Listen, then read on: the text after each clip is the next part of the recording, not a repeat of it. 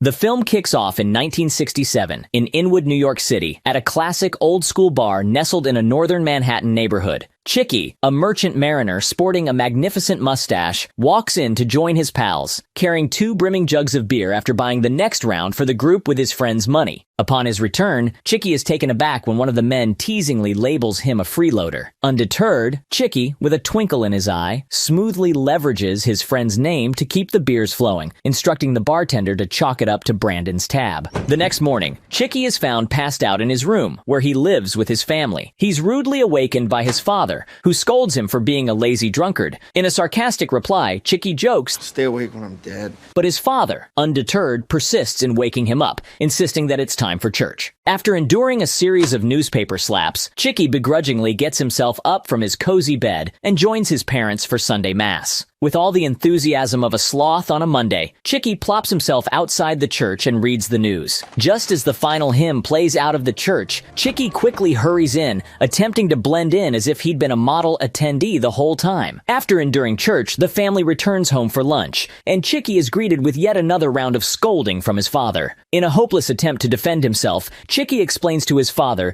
that being a merchant mariner is no cakewalk, stating that family time is his only chance to unwind. When Chickie's mother attempts to stop the infighting, his angry father declares that Chickie is living under his roof and that if he wants to act like a drunk, he should find a new place to do it. While Chickie entertains the idea, his mother reminds him that it would just be a waste of money. Feeling like his mother is coddling him, Chickie's father expresses his concern, recounting how he had a job, a wife, and 3 kids at Chickie's age. With a touch of sarcasm, Chickie fires back. So it's my fault you knocked up Ma in high school. Chickie! We got pregnant after we were married. Oh, come on, Ma. You got married in January. Gerard was born in June. It don't add up. It was a leap year. Amidst the heated argument, Chickie's sister Christine bursts in and announces that a friend of theirs has passed away after being deployed to war. Despite the family's attempts to console her by emphasizing that the young man died in service to his country, Christine appears to be inconsolable, exclaiming that we don't even know why we're fighting over there. In the town, the bartender Colonel lowers the flag after the community receives the heartbreaking news of the loss of 8 of their children. Inside his bar, Chickie and his friends have gathered to mourn the tragedy. As they watch the grim scene unfold on TV, Colonel remarks to the boys that the government shouldn't be airing this, reflecting on his own time in the service. War is not a TV show. It's too real life. And the American people can't handle real life. No, they can't, and they shouldn't have to. Bringing dead soldiers, guys with no arms and legs, into our living rooms is not helping no one. If they had showed the Battle of the Bulge on TV, we'd have quit after 3 days. Later, Chickie and his friends attend the wake. During their conversation, Chickie and the gang receive the news that Tom Minogue, a close friend of Chickie's, is missing in action. Shocked by the news, Chickie leaves and recalls how he helped Tom to see the ball drop on New Year's Eve. 10 minutes, we're gonna miss it, Chick. Don't worry about it, Tommy. It'll drop again next year. Yeah, but I never seen it. Only on TV. All right, come on, let's go. The next morning, Chickie and Red are strolling through the park when they spot Christine in an anti-war protest, chanting their mantra at the top of her lungs. Embarrassed by his sister's fervor, he attempts to pull her away, but she refuses to budge. Angry over what he perceived as thoughtless remarks, Chickie insists to Christine that their buddies were out there fighting for their country, even bringing up his own time in uniform. Everyone's doing something, and you're doing nothing. I served 4 years in uniform, starting when I was 18 years old. You were playing poker at a military base in Massachusetts. Eager to dodge the confrontation, he makes another attempt to remove her, only to be intercepted by another protester. You and me, let's go. I don't want to fight, man. This march is about peace. Oh, the hell with your peace. Come on.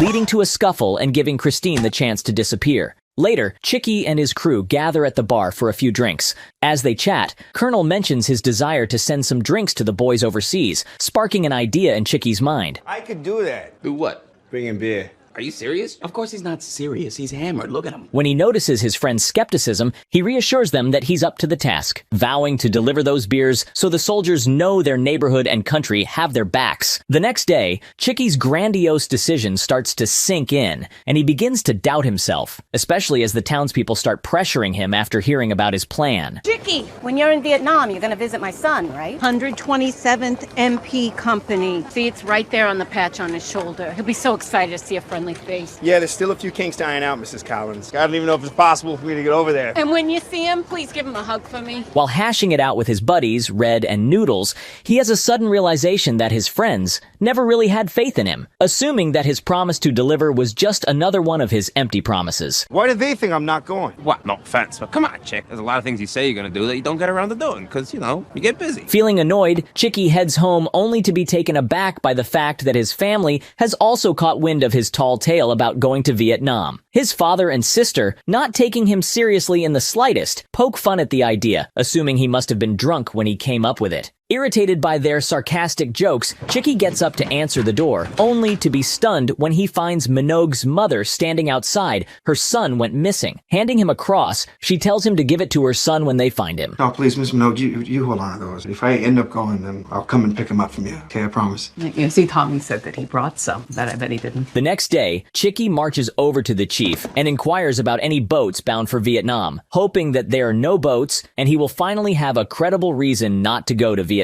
To his amazement, the chief informs him that the cargo ship Drake is set to sail in a few hours. Struck by the coincidence, Chickie boldly asks if they need an oiler and is taken aback when he's told they're short-staffed. But I doubt they need an oiler this late in the game. Wheeler. Hey, you're in luck. There's still one short.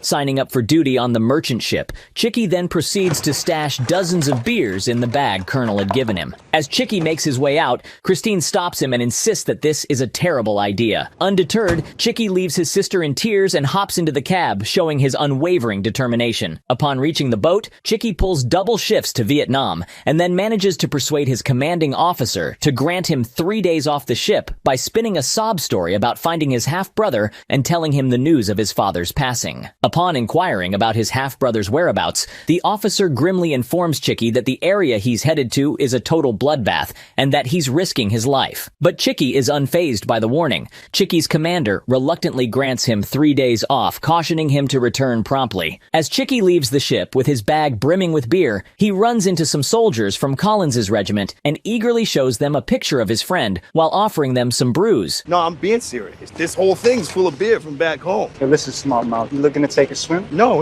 Look, I ain't messing with you. I'm serious. Here. In fact, you know what? I got a couple for you, too. Tickled by Chickie's gusto, they escort him back to the base and vouch for him, leading to a heartwarming reunion with Collins. After Collins introduces Chickie to his buddies in his regiment, the group gathers around for a game of poker and some beer. Their fun is abruptly interrupted by the squad's commanding officer, who fixes Chickie with a stern gaze and demands to know who he is. I'm traveling around in Vietnam, and I'm bringing beers to as many of my friends from my neighborhood as I can. Hearing his answer, the officer sternly nods and walks out, assuming that Chickie is a CIA agent. He seems like an okay guy. He's not. Don't you get it? He thinks your man Donohue here is a tourist. What do you mean? I am a tourist. Tourist is what we call CIA. CIA, get the hell out of it. Man, who else but CIA would be headed up country dressed like they're going on a golf trip? No, Erickson's right. Taking advantage of his new status, Chickie turns up the music, allowing the boys to have some fun. At the crack of dawn, Chickie starts brainstorming his next move to locate the rest of his friends. Suddenly, Collins snatches away his map and warns the others not to assist Chickie, lest they end up getting him killed. Chickie, even if you wanted to do this, there's no way for you to get around. The only non-military people who can travel the country are the press. Later, over a beer, Chickie persuades Collins to spill the beans on where to find the press so he can navigate his way around. On the way to the hotel, he's nearly hit by a car, but a traffic police officer helps him out. He can speak a little English, so he points Chickie in the direction of the hotel, and they make small talk. As Chickie arrives at the hotel where the press is staying, he stumbles upon a group at the bar, critiquing the American president's speech, claiming they were winning the war. Whoa, hey. I don't appreciate that. That's the President of the United States you're talking about. He deserves some respect. You expect us to respect the man who's telling the American people we're actually winning the war, and that we, the media, are keeping it a secret? If the shoe fits. And the journalists view Chickie as a bit of an idiot for running his mouth off about things he clearly doesn't understand and subtly make fun of him. I need to hop a plane to LZJ. You know what? I think I can swing it. I could maybe book you a flight. What's your preference? You want like a window seat? Aisle? Oh, I don't care. Hey, you want to go first class? Meal service? Anything you want, kid. Refusing to be discouraged by the journalist's mockery, Chickie hitches a ride to an airbase and manages to bluff his way into getting a lift by letting the captain assume he's with the CIA. You the guy trying to get to LZ Yeah, that's right. You're civilian? Yes, as far as you're concerned. Oh, it's one of you guys. Why didn't you say so, Private? Put the gentleman's name in the manifest immediately. Yes, sir. Upon arriving at the second airbase, Lieutenant Habershaw warmly greets him and informs him that he's been instructed to assist him in any way possible. Chickie wastes no time and asks if he could snag a chopper to LZ Jane, to which he's told it'll be ready in 60 minutes. So, while they're waiting for his ride, Habershaw decides to treat Chickie to lunch at the officers' club and introduces him to his buddy. As they're chowing down, Habershaw can't contain his excitement and asks if he can spill the beans about what's going down at LZ Jane. You can trust us. Come on, Habershaw. You could trust us. He wouldn't be a very good CIA agent, now would he? That's true. Not that I am a CIA agent. Give us just a hint. Tell us without telling us. Trying to keep things under wraps, Chickie suddenly gets all serious and tells him he's just delivering some beer to a friend. Beer? To who? A friend in Bravo Company. First day of cab? Keg? Cans. Wow, it's gonna be a shit show, isn't it? Before Chickie leaves, the lieutenant asks Chickie to put in a good word for him at the CIA so that they will consider his candidacy for joining the intelligence. Once the ride is ready, Chickie flies over a large expanse of farmland along with other soldiers and heads out to the war zone. Once he arrives at the base, Chickie uses the same CIA cover story to have the commanding officers recall his friend Rick from the battle zone. Duggan, report to TOC ASAP. Over. Right now? That's 200 meters and our situation's hot. Over.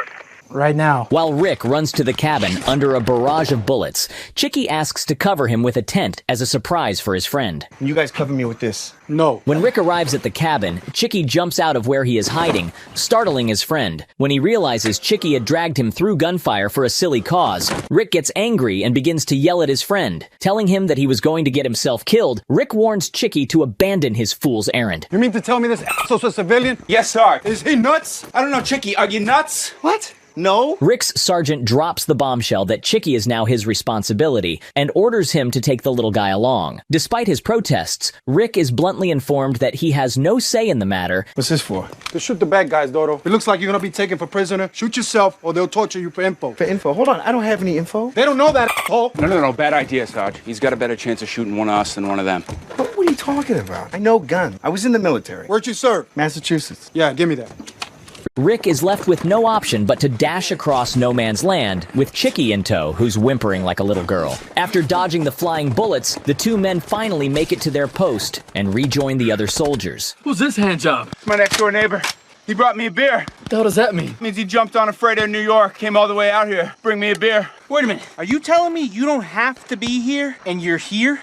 Yeah. While Chickie hides in the barricades, Rick and the other soldiers begin to fire at the enemy until they're all cleared out. When the noise calms down and they finally take a break, Rick asks for some beer and passes it along to his friends. In a somber mood, Rick informs Chickie that their friend, Reynolds, was killed in action. The next morning, Rick wakes Chickie up and announces that they're heading out on patrol, pleading with him to catch a ride home on the incoming helicopter. In a moment of camaraderie, Chickie offers the men one last round of beers. As a parting gift, one of the soldiers snaps a photo of the group and presents it to Chickie. After a few minutes of waiting, Chickie spots a chopper arriving and eagerly hops in, only to be taken aback when two men board to escort a prisoner. As they soar to their next destination, Chickie watches in a mix of horror and disbelief as a CIA agent interrogates the prisoner, resorting to the classic throwing out of the helicopter technique. After a series of terrified screams, the prisoner finally spills the beans, but to Chickie's astonishment, the agent still gives him the boot and kicks him out of the helicopter. When they finally arrive at the base, Chickie tries to get off the helicopter, but is stopped by the agent who asks him who he is. Just a tourist, like you. Who's your travel agent? Same as yours. I'll tell the boss you say hi. He heads into the office and begins to ask the man at the front desk to get him a flight to Saigon. Telling him that there wouldn't be any flight until tomorrow afternoon,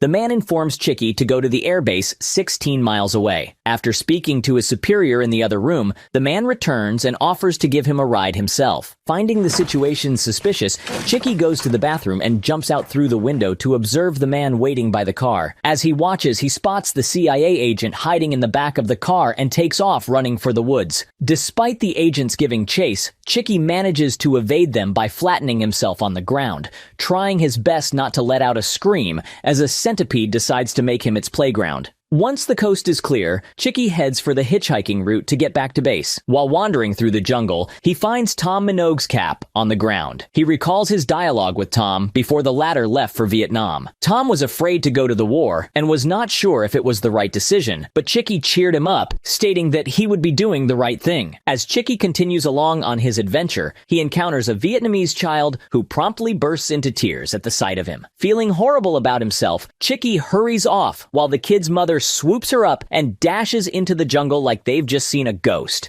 After a few hours of nervously tiptoeing through the wilderness, Chickie gets the shock of his life when he stumbles upon a herd of elephants, only to then run smack into a group of soldiers on patrol. As he raises his hands begging them not to shoot, he realizes amongst the soldiers is his friend from the neighborhood, Kevin. Chickie frickin' Donohue? In a panic, Chickie spills the beans to his buddy about how he's convinced the CIA is hot on his tail, recounting the wild chain of events that led him to this point. Am I dead? Why are you in the middle of the jungle, in the middle of Vietnam? Long story, but the CIA, they're after me, man. They're trying to kill me. What are you talking about? They were throwing people out of helicopters. How'd you know CIA? Because I was in the chopper with them. Wait, you're CIA? No. They thought that I was one of them. He pleads with Kevin to take him to the airbase, and after some serious arm twisting, Kevin reluctantly caves in, even though he's supposed to be fixing choppers back at the very place Chickie just bolted from. Once they finally make it to the base, Kevin pulls some strings to help Chickie snag a chopper bound for Saigon. As the chopper heads out, Chickie throws his friend a beer. After finally reaching Saigon, Chickie hauls himself down to the harbor, only to discover that his ticket home has sailed off without him, thanks to a tip-off about a surprise raid. The dispatcher advises him to visit the U.S. Embassy. Chickie notices that traffic officer he met a few days ago. He asks him how to get to the embassy, and the guy leaves his spot to show Chickie the way. On the way, they have a conversation. The guy says he'd like to see the U.S. when the war is over. Just out of politeness, Chickie advises him to visit New York first, and he'll buy him a beer. But the naive guy takes his words to heart and asks for his address. What New York street you live on? You serious? You really coming? Unless you're not serious. No, I'm serious. Yeah, I'm more serious than you. His sincerity impresses Chickie, and he writes down his address and phone number in the guy's notebook. They say goodbye to each other, promising to meet again in New York. Chickie storms the U.S. Embassy and spills his guts to the lady at the front desk, only to learn that his captain left a message. The captain said if you're not dead, he'll take you back on the ship if you can catch up with it. Well, I'm not dead, so... Not dead. So sorry. Hold on. What's going on? How do I catch up with it? You sit. After a long wait, Chickie gets rudely awakened by the desk clerk, who tells him that she can snag him a flight to Manila the next day. Heading back to the hotel he'd visited earlier, he stumbles upon the same journalists at the bar, knocking back a few. Joining their merry little gathering, he regales them with tales of his escapades in the war zone, whipping out a snapshot for dramatic effect and leaving them utterly shocked. You're serious? Impressed by Chickie's courage, one of the journalists by the name of Arthur takes a picture of him and offers to buy the young man drinks. Chickie Donohue is drinking on me. The two engage in a heated conversation. Arthur explains that the war was being led by politicians who were sending kids like Chickie's friends to die on the front lines. While they're conversing, the two men begin to hear gunshots and are startled by the sound of a loud explosion. Following Arthur out of the hotel, the two men try to get to the embassy, but find out from one of the American soldiers that Saigon is under attack. You gotta get to the embassy. Forget it. There's fighting on every block and Charlie has the embassy. As Chickie approached one of the jeeps, an explosion suddenly blows off one of the soldiers' hands, leaving Chickie in shock. Amidst dodging gunfire and bullets, Chickie finally reached the embassy, only to witness an armed truck blast a hole in the embassy walls. During the panic, Chickie spots that traffic officer he had spoken to earlier, the one who had promised to visit him in New York, dead on the street. Despite his efforts to help, Arthur yelled at him to get off the street, informing him that the man was already dead. The two men successfully break into an abandoned house and spend the night there. The next morning, they make their way to the U.S. Embassy, where Arthur captures images of the devastation. When other journalists mention to Arthur that the enemy breached the compound through the exploded wall. How did they get in here? VC sappers blew the wall open. With that wall? Our guys blew that up after the VC was already in here. In the distance, a large explosion erupts from the military base, prompting Arthur and Chickie to make their way towards it. They find a car with the keys in the ignition. Along the journey, Chickie is deeply affected by the sight of the deceased on the streets and the grieving countrymen. Upon reaching the base, he hurries inside and locates his friend Bobby in the infirmary. Heard a rumor you were coming bringing beers, some shit.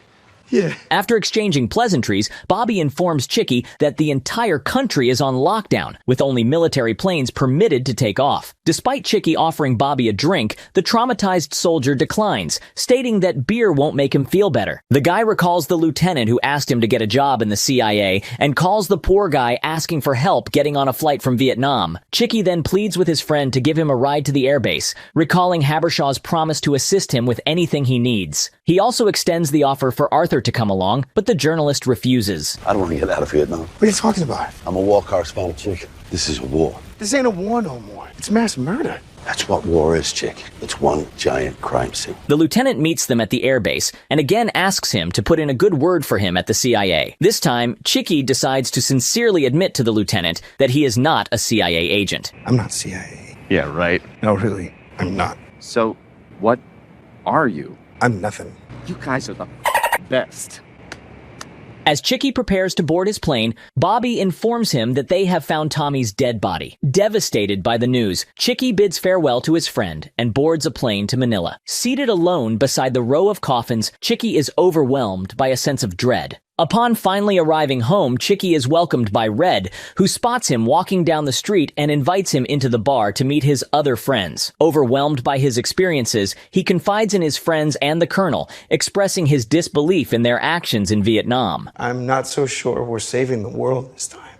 Well, right or wrong, it sounds like you need a drink. Despite the Colonel's offer to buy him a drink, Chickie explains that he has something to attend to first and heads to Tommy's house. As Chickie knocks on the door and Tommy's mother answers, he becomes emotional and confesses that he was the one who had encouraged Tommy to enlist. He is burdened by the guilt of his friend's death. Tommy's mother forgives him and embraces him, demonstrating that she does not hold him responsible. Chickie then heads to the park where dozens of candles were lit for the fallen soldiers and runs into his sister. After telling him never to do anything like that again and informing him how worried the family is, Christine sits next to him, hugging him gently. Telling her that he plans to take a new direction in his life, Chickie hands his sister a beer and tells her he had saved the last one for her. As the movie concludes, it is revealed that Collins, Rick, Kevin, and Bobby all returned home safely. Chickie ultimately graduated from high school and later from Harvard University's Kennedy School of Government. He pursued a career as a construction worker, one of the New York tunnel builders, and eventually assumed the role of their legislative and political director. I hope you enjoyed the recap. You can also watch other recaps on the channel.